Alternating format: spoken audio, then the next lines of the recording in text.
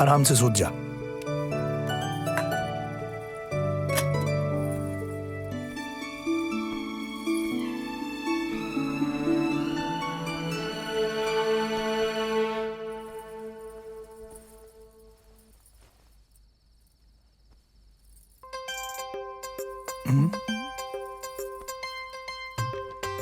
का भइल?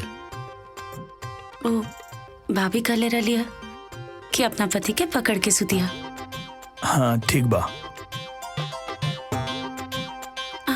लेकिन ओकरा बात का करे के बाद ई ना बतैलियो।